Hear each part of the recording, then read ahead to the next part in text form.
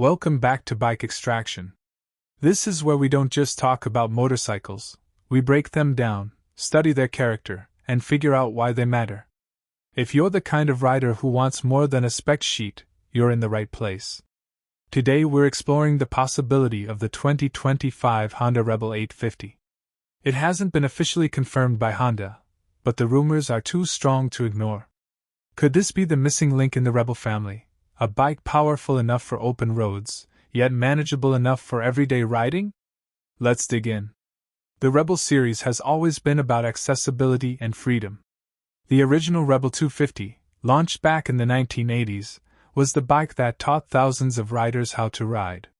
Fast forward to today, and the Rebel 500 has become the go-to modern beginner cruiser, while the Rebel 1100 appeals to experienced riders who want Honda reliability paired with serious muscle.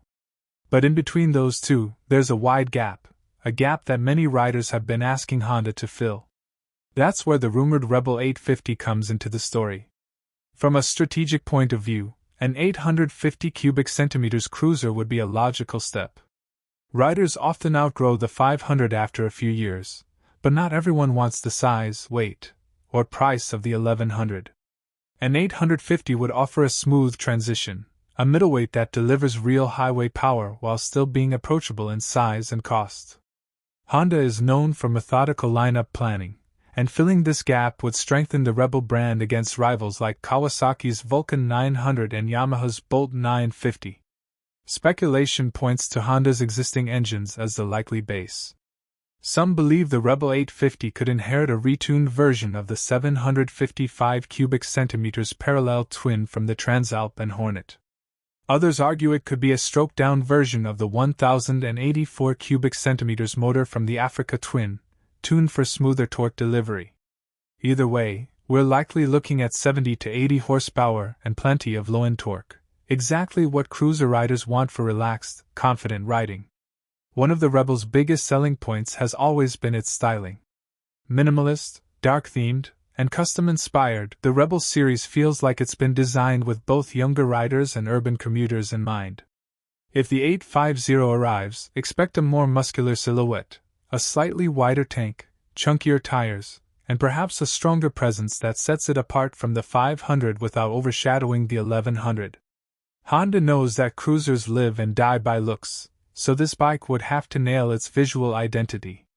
The ergonomics could be a real sweet spot. A seat height around 27 to 28 inches, almost equals 700 mm, would keep it low and friendly, while offering more legroom than the Rebel 500.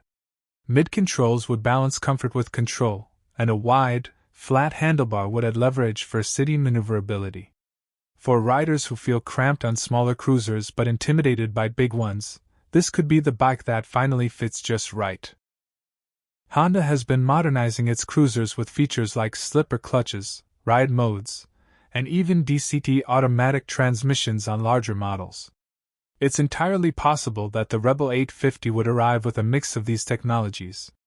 A standard version could keep things simple with a manual 6-speed gearbox, while a premium DCT model would appeal to riders who want convenience without losing performance. Add in ABS, LED lighting, and perhaps even traction control, and this bike could be one of the most advanced mid-cruisers available. Cruisers aren't typically known for sharp handling, but Honda tends to push the category forward. With a chassis tuned for stability and confidence, the Rebel 850 could combine laid-back highway comfort with enough agility for city riding. Suspension might include 41mm show-off forks up front and twin rear shocks with preload adjustability. Braking would likely feature a single front disc and a rear disc, with ABS standard. Nothing radical, but all balanced, exactly how Honda builds bikes. The real question is how Honda would price it. The Rebel 500 starts around $6,500 in the US, while the Rebel 1100 sits near $9,500. Slotting the Rebel 850 at around $8,000 to $8,500 USD would make perfect sense. At that price, it would directly challenge mid-sized cruisers from Harley, Yamaha, and Kawasaki, while carrying the unbeatable reputation of Honda reliability. If the rumors are true, the Rebel 850 could become one of the most balanced and best value cruisers on the market in 2025.